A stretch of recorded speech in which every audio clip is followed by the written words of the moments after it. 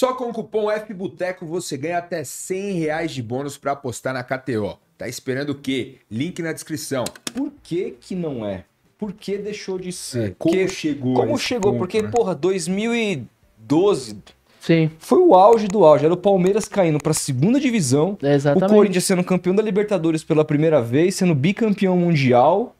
A glória máxima, o Tite saltando aí para as cabeças como técnico. Financeiramente o clube estava bem, não era uma potência do como é o Flamengo hoje, Não, mas tanto tava bem que ele tira o pato do Milan por mas 15 estava milhões bem. de euros. Era a naquela maior época. contratação da história do Sim. futebol brasileiro naquela Era época. 40 né? milhões de reais, mas hoje deve valer isso. Não, com sei lá certeza. A gente tá falando de 11 anos 11 atrás. é. Uma inflação. Mas como que ele deixa de ser aquilo para se tornar o que ele se tornou hoje, num segundo mandato do presidente que o levou praticamente para esse lugar? Um mandato muito diferente do primeiro. Você que acompanhou e cobriu esse tempo todo, o que aconteceu, cara? Cara, é uma pergunta complexa, porque certamente ao longo desses anos todos tomaram muita decisão errada, fizeram muita bobagem, muita mesmo. Excesso de jogadores, de contratações erradas. Você traz o Jô, por exemplo, do Japão, e depois sobra lá uma bucha na FIFA de 20 milhões, porque ele sai lá e o clube do Japão entra. Então, vai somando, 20 aqui, 5 ali, 3 ali, 4 ali. O que é isso? É você traz o cara e não paga? Basicamente é isso? naquela- Não cumpre algumas obrigações financeiras? Alguns desses foram assim. Então, sei lá, o Danilo Avelar, aí o Torino entrou na justiça para receber o que ele queria. O Bozelli entrou na justiça. Tudo tem juros, né? Os juros na Claro. justiça ele é muito alto. Então você tem muito processo. O clube deixou de pagar, por exemplo, muito FGTS de funcionários normais ali também, que vão entrar na justiça, e isso vai tendo multas e multas e mais multas. Mas assim, o macro da história tem um começo de tudo. E esse começo, basicamente, é depois que ganha os títulos, 2012 e 2013. Você tinha dois caminhos. Sabe o filme Match Point? Você joga ali a bola, tinha a rede, ela tinha dois momentos para cair. Naquele momento, o Corinthians tinha dois caminhos a tomar. Caminho 1, eu estou no topo do mundo, eu alcancei o topo do mundo. Eu vou começar um novo ciclo, eu vou deixar os contratos dos caras que ganharam tudo acabar, vou vender quem eu posso vender, ou vou liberar no final do contrato quem eu posso liberar. A minha torcida está em paz, o time está bem, eu vou recomeçar um ciclo e vou tentar chegar de novo no topo do mundo com o ciclo recomeçado, pezinho no chão, estou bem financeiramente. O outro lado talvez naquela metáfora, era o anjinho falando isso para os dirigentes. Aí o diabinho falou assim para os dirigentes: é o seguinte, nós estamos bem, vamos renovar com todos os caras, vamos dar aumento para todo mundo, vamos trazer o Pato, Renato Augusto, o Gil, gastar quase 100 milhões, vamos reforçar, vamos pro bicampeonato em 2013, vamos embora, velho.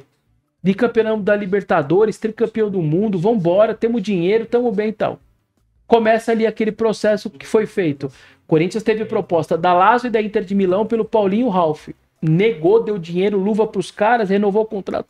Fez de tudo. Emerson Sheik colocando os caras na parede, renovando. Tá aqui, renovação antecipada. E foi indo. Naquele momento tinha uma cota de TV, que era um novo acordo da TV, entrou uma luva enorme pros clubes e dando aumento, e Jorge Henrique, não sei o que, fez de tudo. Deu um aumento, ficou caríssimo o clube. Caríssimo. Isso tudo achando que ia continuar que vencendo. dava certo, que ia dar certo. Tá. Só que aí a diretoria agiu dessa maneira. O que eu digo assim, eles não é que eles agiram errado. Eu acho que eu faria a mesma coisa como dirigente. Eu não acho que eu faria diferente. Só que você tinha dois caminhos, eles tomaram um. Ok, é do jogo. Só que aí, naquela mesma Libertadores de 2013, que o Corinthians tinha terminado mantido todos os seus titulares. Foi Libertadores do Amarídio, não foi? Isso, aí traz o Gil, o Pato e o Renato Augusto.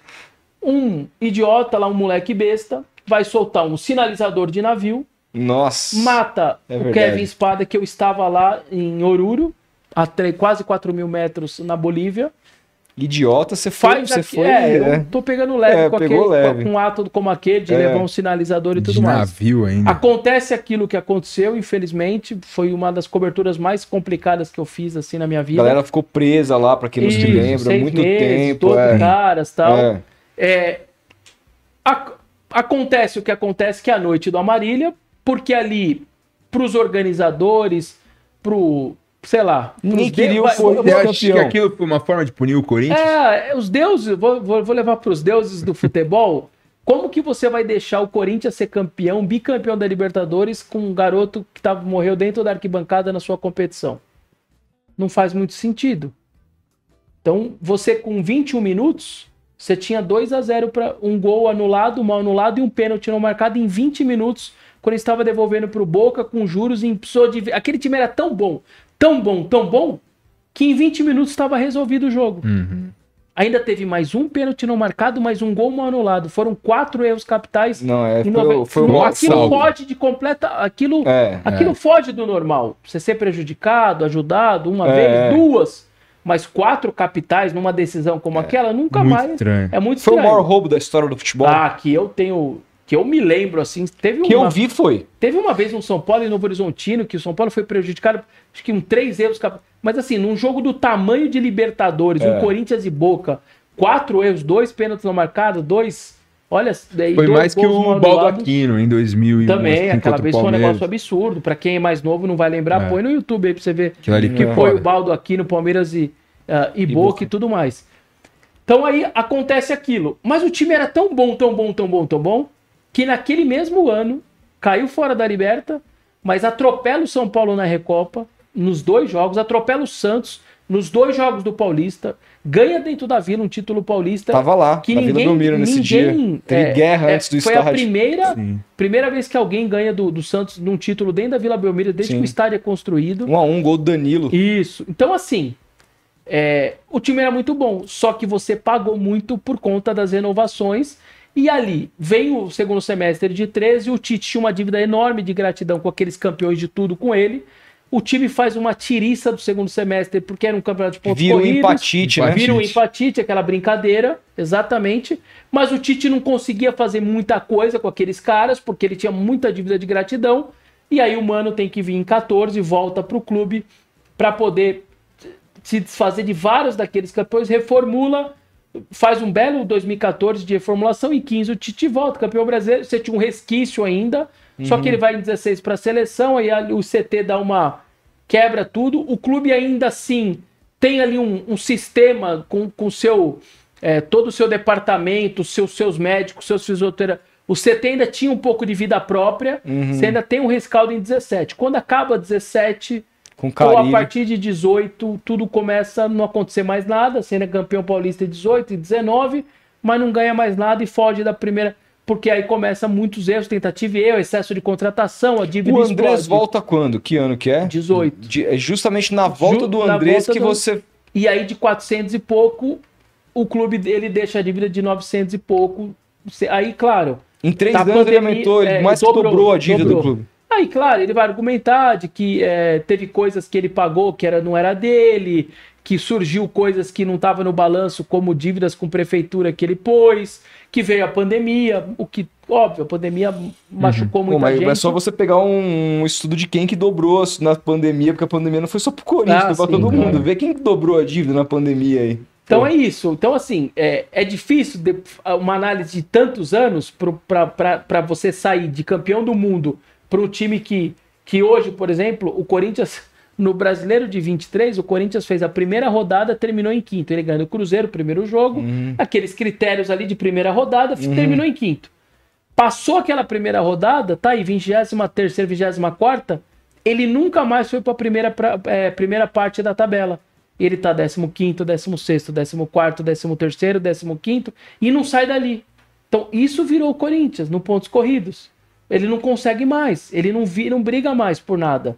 Então, se eu pudesse elencar um momento, uma situação, eu acho que quando teve o match point, você jogou a bola para cima, você tinha 2 caminhos depois de ganhar o mundo, e o Corinthians optou por um caminho. Repito, eu não estou culpando a diretoria da época. Talvez eu, como presidente, cara, o bichinho do ego tô com dinheiro, tô com trabalho, tô com estrutura.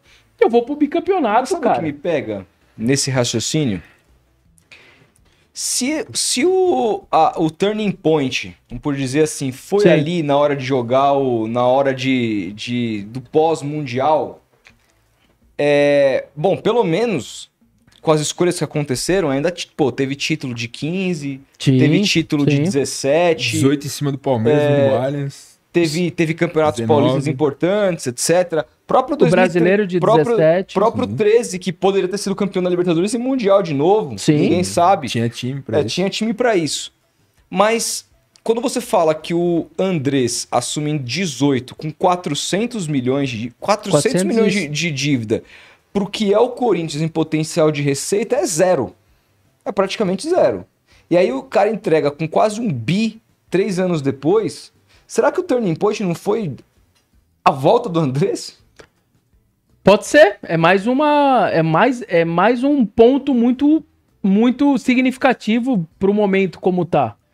Ele tem as suas explicações, ele tem o lado dele nessa história, mas você não tem a dúvida que realmente isso atrapalhou demais, porque hoje em dia, isso que tá, né? Você falou 400 e pouco pro Corinthians é um 0-0. Para um clube que tava fazendo 400 e pouco de receita. Uhum. Só que hoje o Corinthians faz já 800 e deve fechar o ano com 1 bi. Então, Pela primeira vez na sua história. Falando, né? 1 Esse bi. ano? Este ano. Caramba, velho. Vai ser igual o Flamengo, porque vendeu muito jogador, tal. Então o clube acha que é possível fechar com 1 bilhão pela primeira vez na sua história. Então assim, o Corinthians, ele tá nessa situação difícil? Tá. Ele tá com muita dívida? Tá. Mas ele tá longe de ser um coitadinho. Porque ele faz 800 milhões num pouquinho de organização Sem que foi disputar nada. sem quase coisa nada. Ele fez 800 pau ano passado. Por que ele faz 800 pau?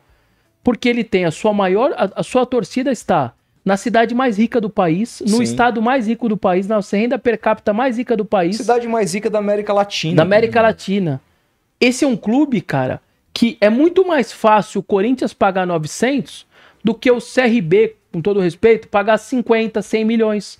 O Corinthians talvez pague mais rápido. Eu escutei minha vida inteira, o Flamengo não tem jeito não, isso é dívida impagável. Então, um clube desse tamanho que gera muito dinheiro, que gera muita grana, ele só precisa de um bom trabalho. E de uns 3 anos, 4 anos, tá tudo resolvido, cara. Se fizesse bom trabalho, porque receita vai ter.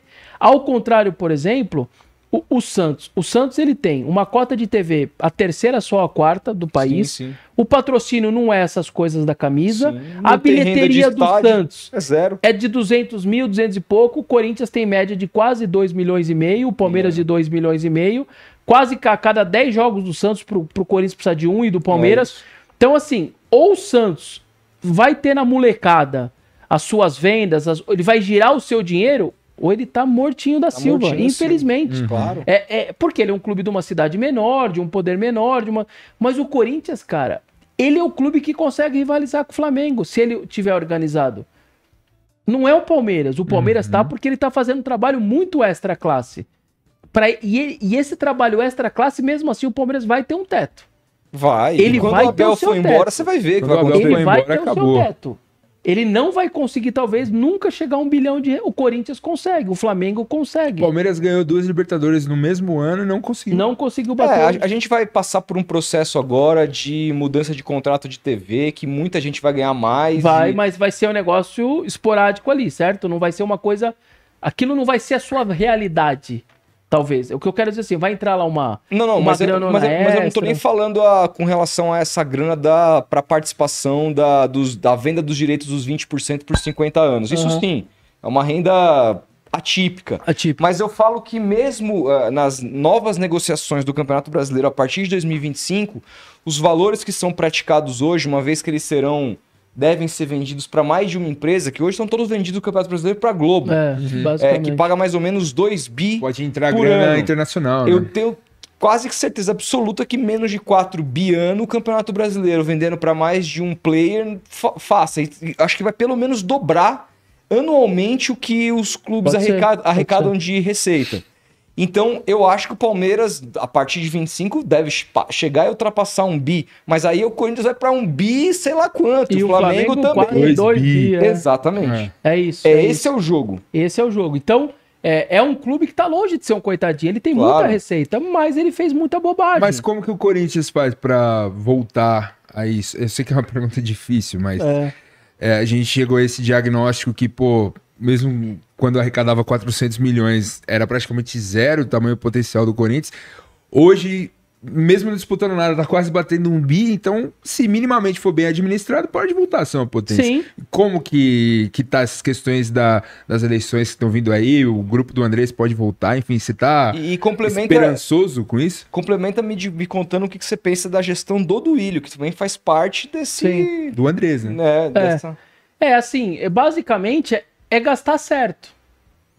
É não trazer... É não tá o Jonathan Cafu no Cuiabá emprestado há 2 anos e meio. Ele jogou 3 vezes com você, no seu clube. Vai ter 3 anos e meio de vínculo, ganhando mais de 300 pau por mês. Põe na ponta do lápis. Puta, mano. Você faz 36, que são 39, vezes 300 e pouco, pra ele ter jogado 3 vezes com você. Aí você traz o Luigi. Vocês sabem quem é o Luigi ou não? É um atacante, 4 anos de contrato.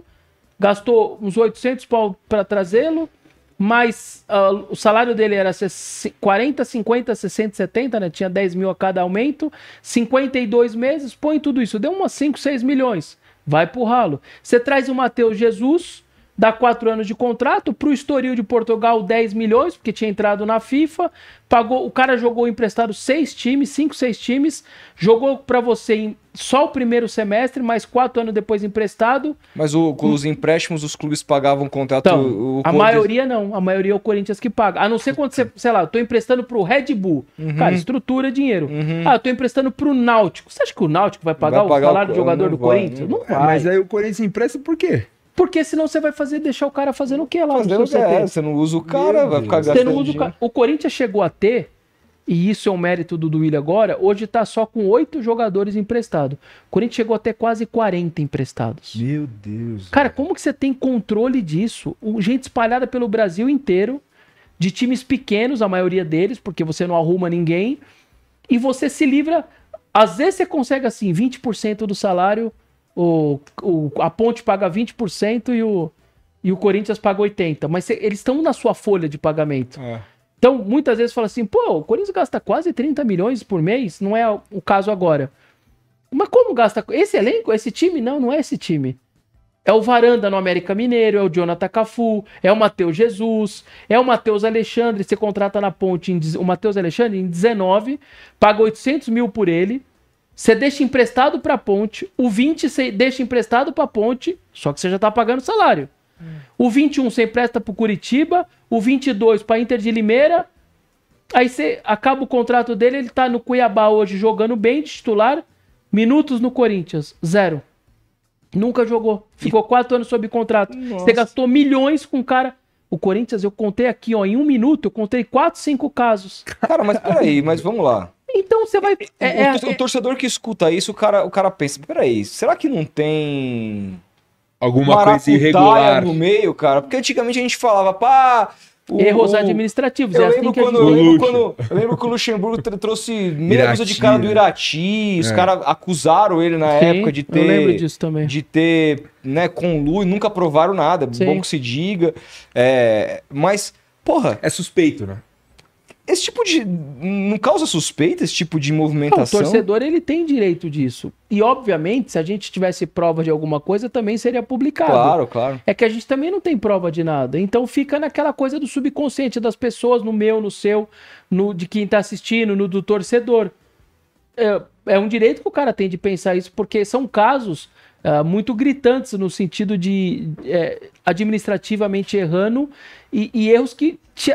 Te atrapalha muito no clube. Aquilo. Eu tô falando aqui, ó, numa brincadeira aqui, ó, de rapidamente, de 20, 30, 40 milhões de reais. Assim, mas sorrindo, de cara. Por que a dívida foi para 900? Por causa de casos como esse. O Jusilei, você vende ele pro Anzi da Rússia em 2011 por 11 milhões de euros. 5 milhões e meio pro Corinthians de euros, 5 milhões e meio pro J. Malucelli, porque você tinha 50% dele. Você tinha 2 obrigações. O Corinthians tinha, se recebesse uma proposta abaixo de 20 milhões de euros, tinha que mandar um e-mail pro J. Malucelli falando, ó, eu recebi uma proposta abaixo do que nós tínhamos combinado. Posso vender? Aí o J. Malucelli responde assim, estamos cientes, pode vender por menos. E a outra obrigação era repassar os 5 milhões e meio que você recebe como Corinthians, como clube, e repassa pro seu parceiro metade. O Corinthians não fez nenhuma das duas coisas. O Corinthians pega os 5 milhões e meio dele e a parte do J. Malucelli não repassa inteira, porque estava precisando de dinheiro, usou. E não tinha mandado o e-mail, uma coisa simples, jurídica, falando, posso vender por menos de 20 de euros? Não mandou.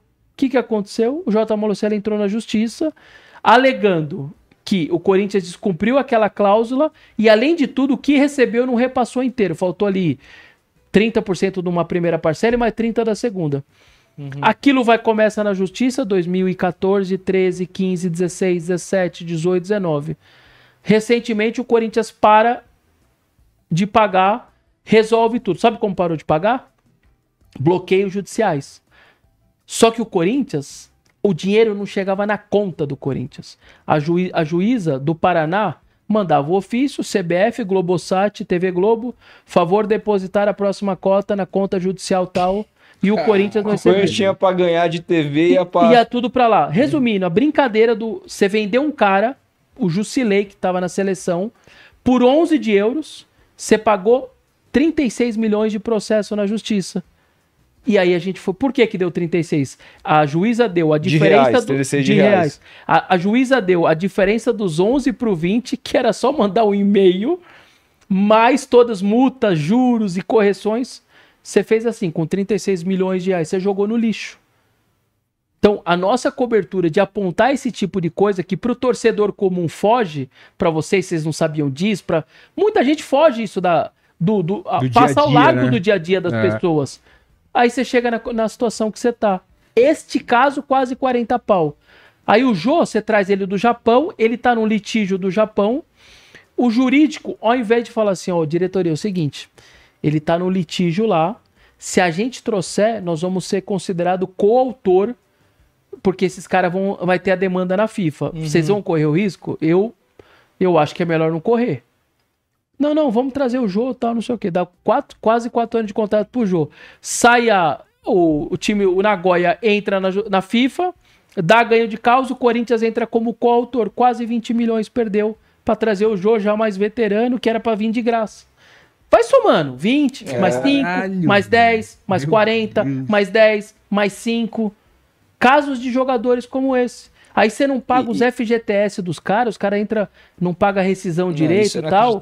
Agora estourou um processo do Jorge Wagner. O Jorge Wagner jogou no Corinthians em 2003. Ele entrou na justiça em 2004. Todos esses anos depois, acabou de estourar aí 300 mil reais. Ah, é pouco pro Corinthians? Mas 300 mil que saiu da sua conta.